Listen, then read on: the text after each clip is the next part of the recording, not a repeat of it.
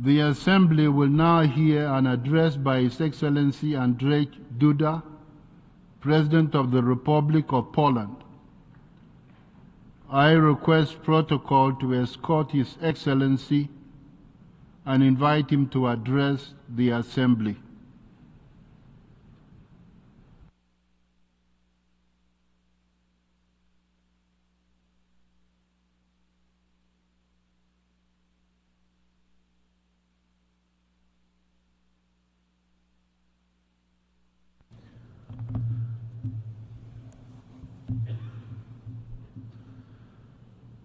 Distinguished Mr. President, Excellencies, ladies and gentlemen, this is my last speech before the United Nations General Assembly as President of the Republic of Poland. And I wish to take this opportunity and share with you my reflections after almost a decade of service to my homeland, Poland, a founding member of the United Nations. I recall my previous interventions, the main message of which was always the primacy of the international law over naked force. Peace through law was the slogan that accompanied me during my speeches before the UN General Assembly and at the UN Security Council during our non-permanent membership in 2018 and 2019. Every time I left Poland to travel to the United Nations headquarters, I kept in mind that this organization should care for and guarantee respect for the law in order to maintain peace and security across the world.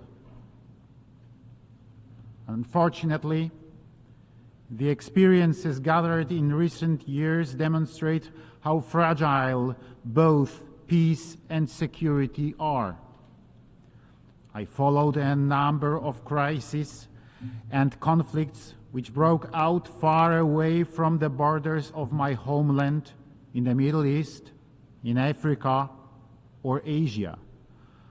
But I also saw a steadily growing threat in our closest neighborhood. I could see the resurging Russian imperialism which aimed to shatter all universal values: peace, respect for sovereignty and integrity of states. I vividly remember 2008 and the Russian aggression against independent Georgia. I also recall the message of the late President Lech Kaczynski from that time, who, when Russian tanks were heading for Tbilisi, sat in front of the Georgian parliament. Today Georgia, tomorrow Ukraine, and the day after tomorrow the Baltic states, and later maybe it will be time for my country, Poland. Where those prophetic words came through in the following years, and when I was elected President of the Republic of Poland in 2015, I knew that the attack on Ukraine, which had been carried out by Russia since 2014, marked just the beginning of an effort to violently destroy the international order based on international law. And it was precisely the concern for maintaining the primacy of law, the concern for keeping security and peace that accompanied me during almost a decade of my presidency. Ladies and gentlemen, regrettably, my assessments and predictions, especially the ones on the imperial policy of the Russian Federation and the security situation in Europe, materialized. Today, I look back with satisfaction, but also with relief, on all the initiatives to strengthen the security of Poland and Europe. If it was not for them, the Kremlin could have conquered Kyiv long ago and get ready to further expansion towards Warsaw, Vilnius, Riga, or Tallinn. And this is exactly why, since I came into office, the main priority of my policy has been to boost the security of Poland and Europe thanks to closer cooperation, both bilateral one with our key allies, as well as multilateral one as part of regional collective security systems and broader the international system created by the United Nations. Ladies and gentlemen, when speaking about security and international cooperation, I'm referring in particular to closer relations with the United States, our partners in the North Atlantic Alliance, and the European Union, as well as with the willing and like-minded member countries of the United Nations. Poland's strategic relations with the USA, especially the military ones, have a long history symbolized by the statue of Tadeusz Kościuszko at the U.S. Military Academy West Point. And it is in the spirit of these long-standing friendly relations that I have been trying to build an ever stronger alliance with our friends from across the Atlantic. We have achieved a lot over the years, and many memories come flooding back with the inauguration of the American Aegis Ashore missile base in Redzikowo at the end of last year, an important symbol, but also another element of the American security umbrella over Europe. Also recent talks with Donald Trump, who was re-elected as US President, offered an opportunity to summarize a decade of efforts to bolster the Polish-American alliance. Ladies and gentlemen, right from the beginning of my presidency, I wanted Poland to be perceived not only as a recipient, but also as a provider of security. Therefore, during my 2 terms in office, I tried to ensure that Warsaw fulfilled its most important allied obligations and truly shaped the security policy in Europe and across the world. In accordance with the provisions of the United Nations Charter, we actively advocate for regional agreements to ensure the maintenance of international peace and security. For 25 years, we have been a member of the North Atlantic Alliance, which has guaranteed peace in the transatlantic era for 75 years. At the same time, we are active in the international collective security system in the UN, where we are committed to the peaceful resolution of disputes. Our activity in UN peacekeeping missions is an expression of this aspiration. Poland can boast a long tradition of participating in such activities. That is why I personally decided to deploy once again the Polish military contingent to Lebanon as part of the UNIFIL operation. In addition, we are co-chairing the Peace-Building Commission and actively participating in the 2025 Peace-Building Architecture Review. Furthermore, we support the implementation of the UN Secretary General's Pact for the Future and new agenda for peace.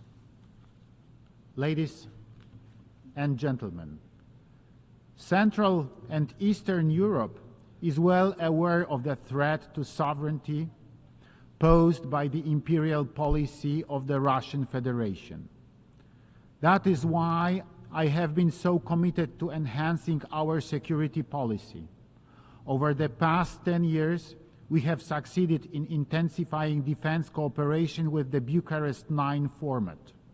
Together with the countries in a region, we have prepared to counter the most challenging threats: Russian hybrid attacks on our borders, sabotage on land at sea, and the worst-case scenario, the full-scale aggression against our neighbor, Ukraine. We reacted jointly and as one of the first to the blatant and brutal violation of international law. From the first day of the war, we have been clear about who is the victim and who is the aggressor, and we have continuously supported Ukraine, which is defending itself against Russia's neo-colonial ambitions. Led by concern for security and the urgently needed development of our region, I initiated in 2015, along with the then President of Croatia, Kolinda Grabar-Kitarović, the 3Cs initiative, the goal of which is to improve the connectivity among 13 countries of Central and Eastern Europe. A decade has passed since the launch of the 3Cs initiative, and I can see that we have achieved a great deal in terms of modernization of infrastructure connections between the north and south of Eastern Europe. Currently, the 3Cs initiative is one of the fastest growing regions in the world, with a projected GDP growth of 35% by 2030. It is a gigantic market inhabited by 120 million citizens ready to cooperate and do business together. I know that others also take note of this because every year the interest in cooperation with the initiative increases, as exemplified by the strategic partnerships with the USA and Japan, which recognize the investment potential in our part of Europe. The 10th 3Cs Initiative Summit is approaching. It will take place on April the 28th and 29th in Warsaw. Let me use this opportunity and encourage everyone interested in cooperation to invest in our region and participate in a summit. Ladies and gentlemen, I'm aware that I represent a state that has a huge advantage in relations with many other countries. What I'm alluding to is the fact that Poland has never imposed its views on anyone. What we did was taking care of and supporting respect for fundamental rights, the rights enshrined in the Charter of the United Nations. We know perfectly well what it means to fight against a colonizer. Poland has never been a colonial state, and we are proud of that. This has allowed us to build lasting and friendly relationships which I have tried to deepen by traveling and talking to leaders from the Arab world, Africa, and Asia. During my visits, I strive to understand the perspective and political conditions of regions distant from Europe and to present our position always based on mutual respect and partnership. Ladies and gentlemen, at a time when regional security formats do not always allow us to provide international stability, let us recall the reason why the United Nations organization was established. Let us remind ourselves why we have worked together to develop international law in order to best guarantee peace and protect the sovereignty and integrity of states. Why is this law not respected by everyone today, including the permanent members of the UN Security Council? I can find one answer: insufficient power to safeguard international law and the principles of the United Nations Charter. Ladies and gentlemen, I'm standing before you as the representative of Poland, a country with over 1,000 years of history, painfully tested by this very history. Our experience includes the construction of a powerful state one of the strongest in the 17th century's Europe, as well as the bitter experience of gradual partitions carried out by our neighbors, which ended in the loss of independence, followed by a constant independence struggle which lasted for more than 123 years and cost hundreds of thousands of lives until we finally regained it in 1918. Our independence lasted just 20 years, and it was destroyed by two totalitarian regimes of the 20th century, Russian communism and German Nazism. I'm invoking the history of Poland because I know that when it comes to the experience of fighting for independence, the sacrifice made in this struggle, the enormous material losses, I'm talking about an experience that is universal. Wars are part of human history, but peace and the consistent striving to build lasting foundations for its preservation are also part of it. The last 30 years of Poland's history, since we successfully broke free from Russia's sphere of influence and were able to decide on our own economic policy, security, and alliances, has been a period of unprecedented economic development, improvement in the standard of living of citizens, social services, and development opportunities. From a backward, poor country with high unemployment rate, we transformed into a highly developed state, creating thousands of jobs in modern sectors of the economy. Today, we are the 21st largest economy in the world, and our ambition is to join the G20. All these successes were possible thanks to peace in Europe. Therefore, in Poland, we sincerely believe that only peace can provide optimal conditions for development. And that is why all imperial ideologies that see conquest as a tool to improve the lives of their own citizens and strengthen the international position of the states are alien to us. Our success, I'm referring to the countries of Europe, consisted in creating such a system on the old continent in which war was hard to imagine because it did not benefit the aggressor. It was contradictory to development, the power of the state, the prosperity of its citizens. At the same time, I admit that this way of thinking has made many European leaders blind to the threat of Russia's imperial policy. I hope that the process of awakening from the geopolitical slumber, painfully as it may be, will be swift, and that Europe will take greater responsibility for its security in cooperation with proven allies. After all, there is no choice. Citizens understand this. Now it is a time for the state leaders to follow suit. Ladies and gentlemen, I and Security Council high-level debate in 2018 and talking about the importance of law for maintaining peace.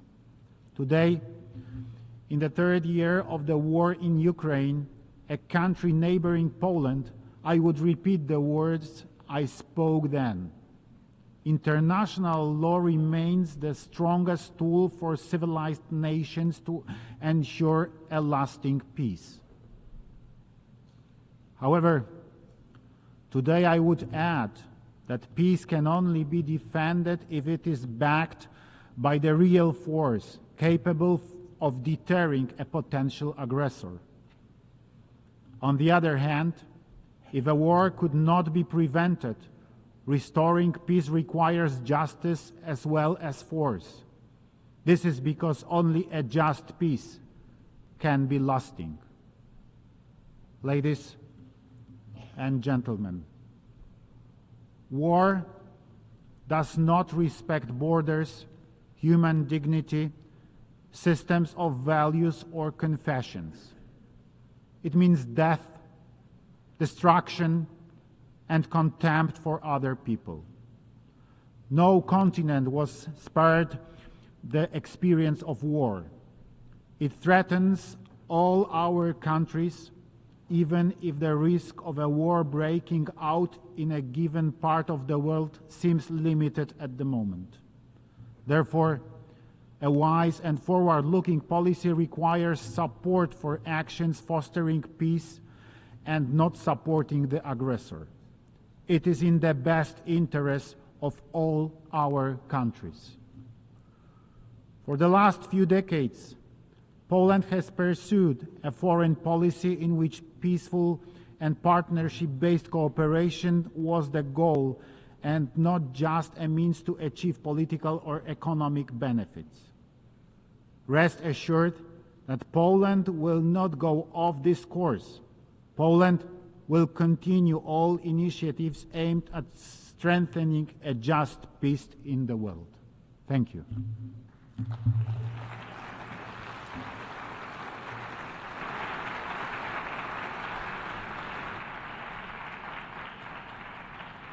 On behalf of the Assembly, I wish to thank the President of the Republic of Poland for the statement just made.